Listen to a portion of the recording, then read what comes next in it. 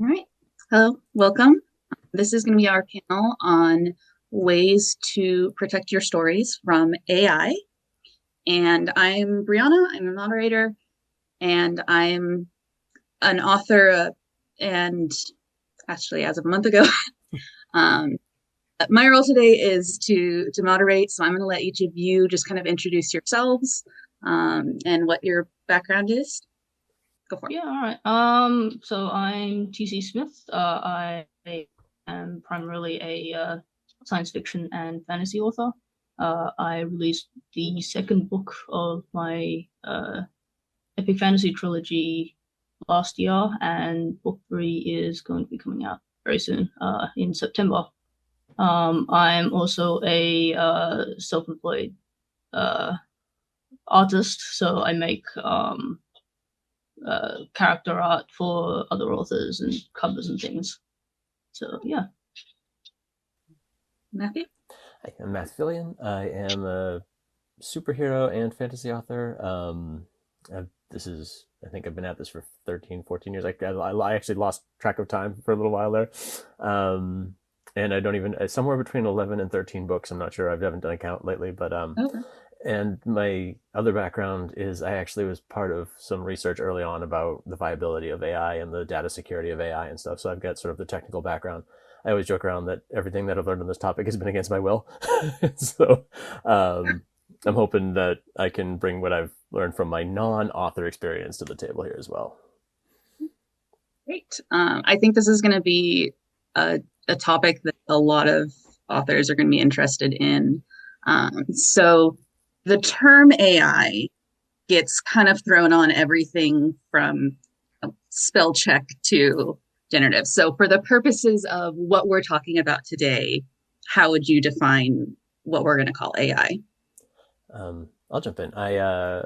So I think one of the biggest challenges we've had is that we've decided to label everything AI, which is why it's so hard to define. But what we're mostly going to be talking about today is generative AI because that's had the biggest impact on publishing. And I actually saw someone refer to generative AI and large language models, LLMs, if anybody's familiar with those. All LLMs are generative AI, but not all generative AI is an LLM. Sort of like there's similar technologies, but basically it's a system or program that takes a large data source and creates viable content on the other side.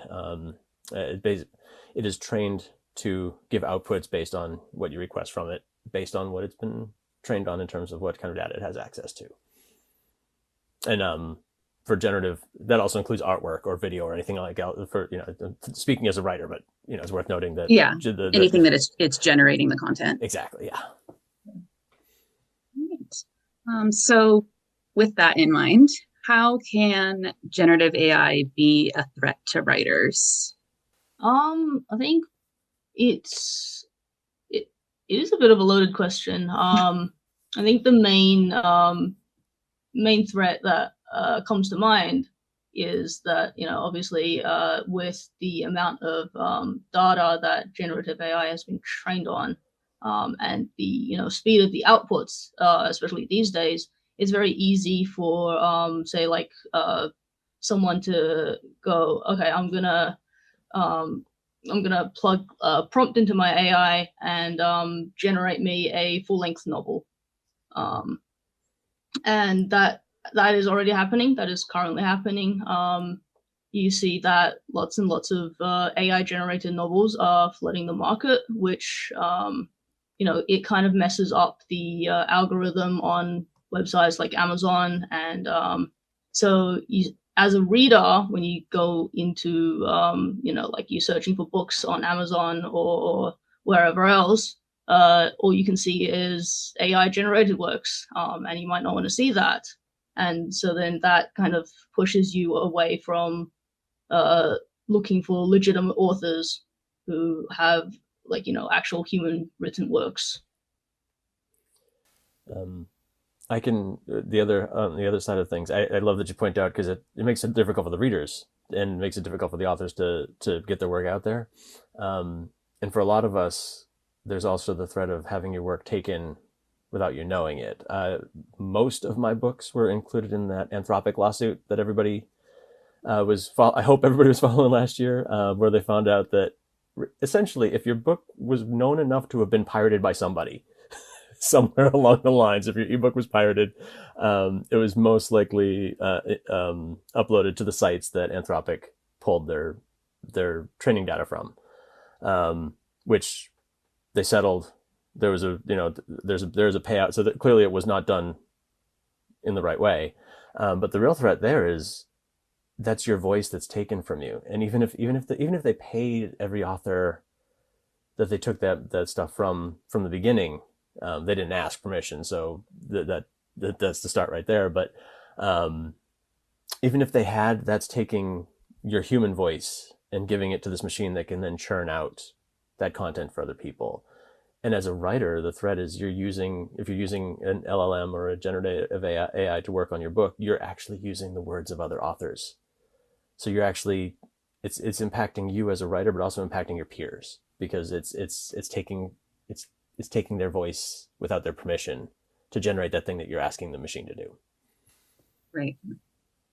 Are there platforms that are safe from generative AI or specific tools that authors should be using or aiming?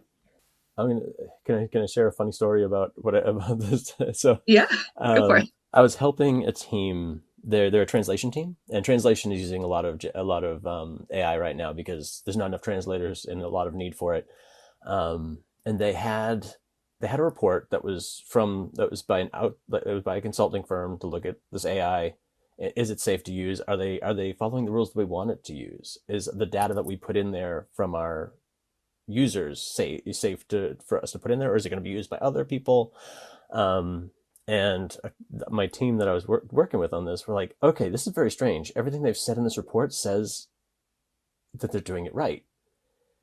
And so I raised my hand and said, but the question is, what does the contract look like? Because they're a 250 person company.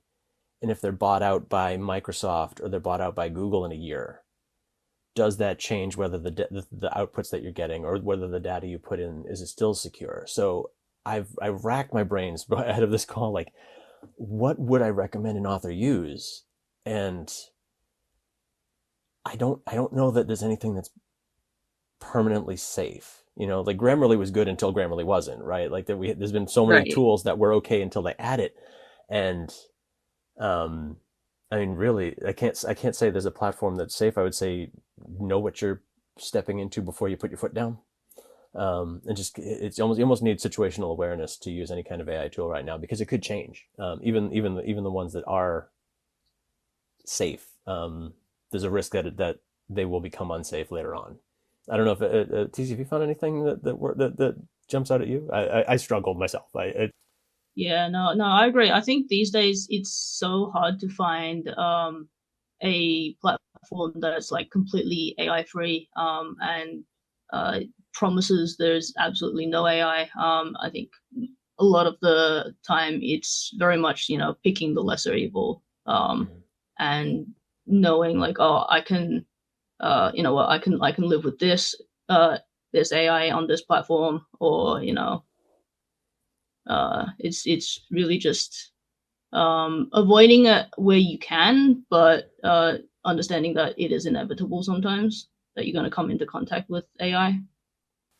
I did think of one art program that is completely AI free that thus far I trust. I use Procreate for drawing, an app that's just iPad centric, but the company so far seems to be in the right place, so I don't feel bad about that. And I figured out how to shut Copilot off on Microsoft Word, so I can, if you can find if there's a way to shut things down so that it isn't right. I saw Copilot pop up on Word and panicked. I'm like, no. so if you can get so rid maybe of it. I guess not necessarily what platforms are totally free, but are there platforms where you feel like you have more control or that it's opt out? It's getting more and more difficult to opt out. Even today, there was news about Google Chrome adding an AI, some sort of. I'm just. It was literally what I was reading about before this call. Like, so there's a 4 GB AI tool that is being downloaded onto Chrome users' machines without their permission as of today, is what the news was. I don't know enough about it to speak to it, but that sort of thing, like, oh, I'm just puttering along using Chrome, looking at Gmail, or, you know, whatever else you're looking for, looking at my writehive information, and suddenly it's like, oh, is there now 4 gigabytes of AI on my laptop that I didn't know about until yesterday? And I would say, especially because we're, as writers, we don't need as much technology as we think we do. It's okay to use the simpler tool. You know, use the thing that use the bare bones tool, and that will kind of save you a lot of stress. A lot of the newer, fancier bells and whistles stuff is going to have tools stuffed in there that we don't necessarily need. So almost just use the tried and true. You know, that's my recommendation for now, to keep yourself safe. Pen and paper will cover you. That forever. That's all I was going to say. I hope. Typewriter if you have to. But. Right. So what should writers know about copyright when it comes to generative AI? I do want to preface this by saying I am not a expert on copyright or anything like that.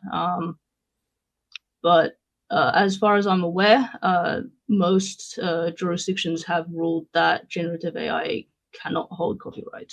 So if you have a text that's been generated by AI in any form, then you don't have copyright on it. The AI cannot have copyright on it. So then it becomes, if you have, like you say, you generate a whole book using AI, then copyright becomes very, very difficult, because there is no way to say that this is your work, because it's not. That's also not a lawyer, but having followed all of the copyright news, especially, I mean, I was deeply invested because I had so many of my own works taken. Like, am I protected? Am I not? First and foremost, if you're in the U.S., get your books logged in with the Library of Congress. That's become, it was not what you felt like it was a requirement, but that's what a lot of the lawsuits are focusing in on. They're saying only books that are registered with there.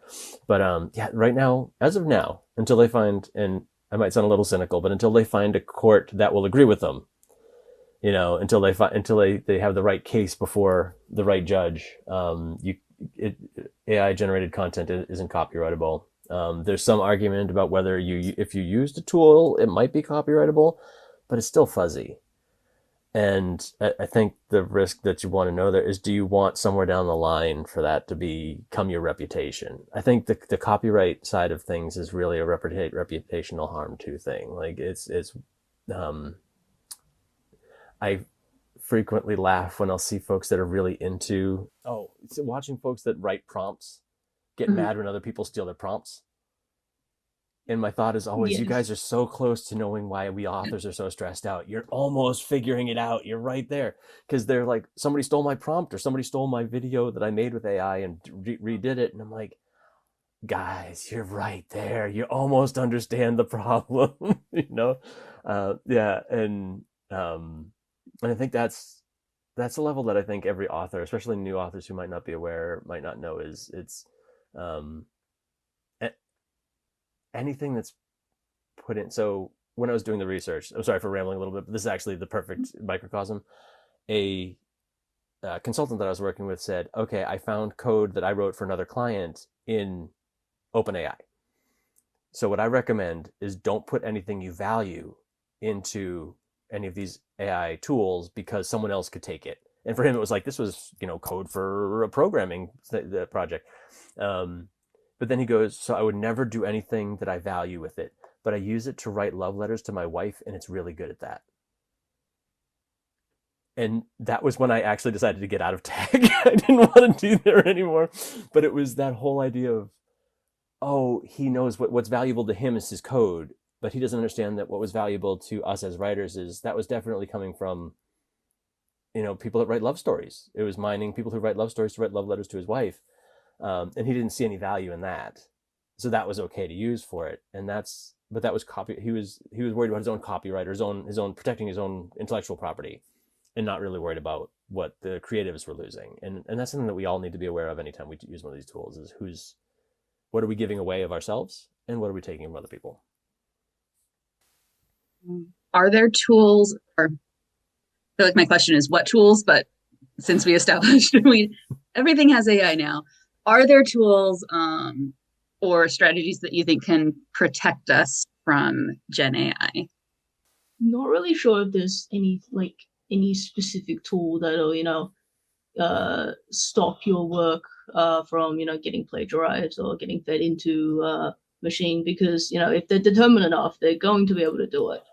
I've seen there's a strategy I've seen recently that's cropped up quite a lot is in your copyright page, you can add a disclaimer that basically says that you don't give permission for your work to be trained on AI, and that you don't consent to it, that kind of thing. And what that does is basically give you grounds to take any case to court potentially if say like one of the AI companies decides to plagiarize your book and feed it into their machine. I've seen that. There's not enough evidence yet to find out if it's going to legally hold up, but there's no harm in trying to do that. At least you're making you're making your intent and your will known by saying that. It's an uphill battle. When I first got into publishing, I got very stressed out that my books were being pirated, and my publisher was like, well, "We can send cease and desist letters, and they're just going to re-upload it in 3 days. Like, we do what we can, but people are going to steal it." And like you said, if anybody's determined, they can. DRM on ebooks is so easy to break that it's not even worth really putting on in a lot of ways. I know with visual art, there's ways to. Was it Nightshade, the program where you could? Oh yes. Yeah. So there is a art program called Nightshade, Glaze, Nightshade. They're two separate kind of programs, and they were developed by the University of Chicago, I want to say. And basically, what they do is when you put your artwork into it, it inserts like noise essentially, and it kind of scrambles the learning algorithm for the AI, so it can't detect that this is like an actual thing. It just sees it as a bunch of noise, essentially. I would love to see that for books, but I don't think we'll get there. That would be fantastic. It would be pretty difficult to implement for writing, I think. Yeah, I don't have hope that we'll have something similar, but that and I remember seeing prompt writers being very mad that people were putting were messing with their algorithm, and it's so hard to protect it because it really, all it takes is one person to upload it somewhere. I would say just be hyper vigilant. Google or look up what the latest news is in terms of legal action. I know there's a case today by five publishers are going after Meta in court about using copyrighted material without permission. At this point, to protect your work, before you use a tool, learn everything you can about it. And I would say this is a lot of extra work, but take a look at what its future looks like. Don't just the new the new hotness might not actually be the right tool at the time. And you almost need to just be hyper aware of where your work is showing up. Look up your own name or your book titles every once in a while and see if they're popping up on Pirate Bay or something like that just to see where you are. We're in a really impossible position because forever since the internet existed, our work's been kind of grabbed. It's both authors and visual artists have had their stuff, grabbed and memeified and now everything on the internet is being pulled into these LLMs and these generative AI models. So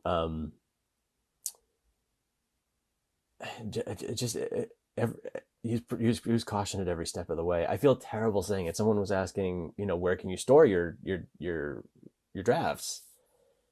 And I'm like, is Dropbox safe? Is Google Docs safe? And I'm like, I don't particularly want to put anything into Google right now that on the cloud. Using Hmm. we're all doomed anyway. If you had a Gmail account as long as I have, they already know how I talk. They've got every word I've written for 30 years. But just I suppose always make sure you lock your door behind you, proverbially when you're doing this. I write to the desktop. I use Dropbox. I'm not actually sure if it's the best place to save my stuff, but it's an option. But I write to the desktop. I don't have my word processing program connected to the cloud while I'm doing it. I save like a maniac because we never want that to happen.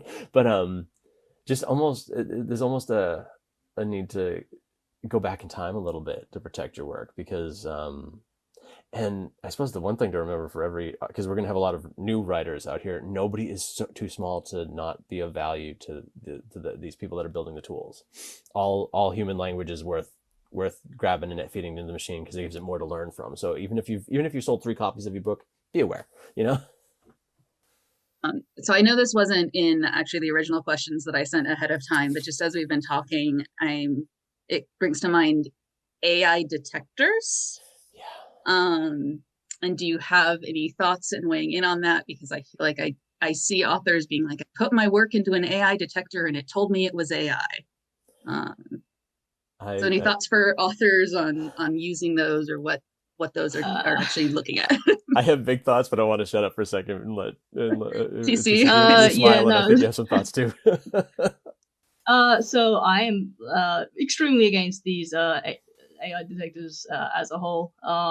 At best, they are extremely inaccurate. A lot of the time you see they will flag works as AI when they're not. I think there was one example where someone put in a section of the Declaration of Independence and it came up as AI, and I'm like, yeah, no, that because the thing is, because AI is trained on human work, so anything that sounds human is also going to sound AI because it's designed to mimic how we write. And I've seen a lot of detectors where it's like, oh, you can help us improve the accuracy by flagging this as human written or whatever. And all that's doing is helping AI essentially better adjust outputs to pretend they're human. Yeah, it's like we've been saying all along. All of this generative AI is trained on the work of people, so it's going to sound like you, Like, so, it's and AI detecting AI is just an Ouroboros eating its own tail. It's not going to get anything. It's not going to give you any accurate output. And as CC mentioned, it's a way for them to get more data from you, or to help them train their models to be less easily detected. And it's unfortunate because people are desperate to find a way to find AI. Like they're desperately looking for a way to solve the problem. And when somebody gives you that solution that sounds like it's a good idea, sure, let me do it. And God, the worst thing you can do is feed someone else's work into AI to see if it's AI. Because all you're doing is giving that model that person's work, and if that person's already been pilfered from, they're going to get flagged as AI, and you could potentially ruin someone's career. We saw it multiple times already this year where authors have been accused of AI that and when you find out after the pitchforks come out, you find out, oh, it was someone feeding their work into an AI detector. There wasn't actual human evidence. It was just another tool. And also I just saw, there's a reason why I'd rather write books than be in tech. There's a startup that is creating a tool to create errors in AI to make it sound more human. In that. So you add another tool onto unnecessary tool to then make your AI generated content sound worse, so it doesn't sound like AI. And it's like, or you could write a bad email to begin with, like you could just, you can make your own typos. That's easy. Yeah, those detector tools scare me. They scare me because of the harm that they can do to other people if you do use them, or if one is used upon you. So we've talked a little bit about artists as well. So how does having an author, these efforts that they're putting in to protect their own work, how does that benefit other authors and other creatives and other kind of formats? You mean like how does our awareness help other Yes. mediums? See, you're a multi-medium author. Do you want to go first on this? I think it really comes down to like taking a stance together. I think if one person is very vocal about AI is bad and you shouldn't use it, then like that's one person, nobody's really gonna care. But if say like 1,000 people, like 10,000 people, are trying to tell you that AI is bad, don't use it, then I think you'd be a lot more inclined to listen. And I think that's true for anything really. I think if enough people are speaking out against this, then the people who have the power to do something about it are going to start to listen because they have to listen. And that's, I think, what it really comes down to. Yeah, I keep thinking of the sink together or swim together, sink alone idea. Like, I've lost friends because I've I mean I don't use it when I write, but I used it to make my cover. No, if or I'm an, I knew I I'm a voice I'm a audio narrator, and I don't want anybody to use AI to generate audiobooks, but I used AI to build my website to promote my work. And it's that think of the other guy you're stabbing in the back when you use it, oh, I only use it to generate character concept art for my books. That's that those characters that you're using it to build with are built off of the work of human artists, so they're harmed by you doing that. And it's either we're all together or we're all not, and it's so easy to just go, well, what if I just use this tool this one way and it's not hurting anybody? But if we don't, and we can all make a strong stand together. I especially like that in publishing, it's not going to stop them. They've got too much money, but at least they're winning when it comes to the court battles.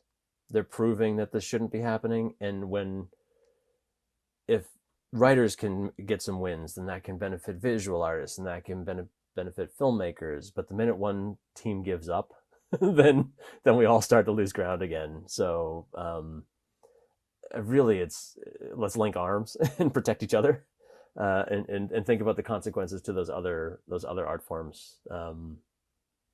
If we don't just think of ourselves.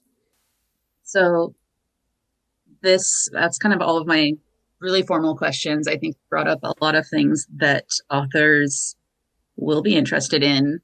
But given kind of everything that we've talked about, all this information you've thrown out, if someone comes away from watching this panel with one core takeaway, what would you want that to be? What do you want them to know?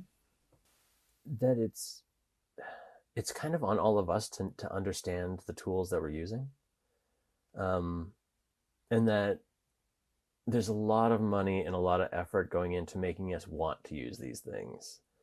And at the end of the day, for centuries, we've been able to write books without it. Actually, I was just talking to another writer. It's like, this is a 3-year-old tool. This is not something that has been around for ages. It's brand new. It's still evolving. It's being pushed so hard by people that are only really interested in making money off of it. They don't really care if you write your book. They want the tools to be used. And just keep in mind that people have been successfully writing books, messy, good, amazing, awesome, terrible books for hundreds of years without it. We can do it. We can do it together. And just think of the source that's pushing you to use a tool before you use it. Do they want it to benefit you, or do they want it to benefit themselves? That's the core. Always ask. It's an old mystery novel thing. Always ask who benefits, right? and that's the learning that I want every author to do before they jump in the pool and start using these tools. Yeah, I think as well, as much as I would like to see AI crash and burn, it is going to stick around at least for a little while longer. And it's I think it's important to know that as much as you would like to, it's not really possible to avoid AI 100% in everything that you do. But you can, avoid it where possible. So, that's like, not actively using it to generate stories, or like not actively using it to, make your cover art. And just basically stay informed of this technology and know um, know what it is, so that you're not just blindly following these billion-dollar companies that want to push you to spend money on their stuff.